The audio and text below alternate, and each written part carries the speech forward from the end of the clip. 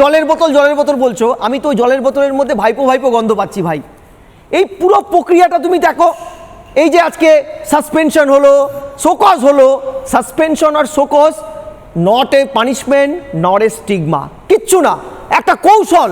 এই সবাই বলছে সকাল থেকে ফেস।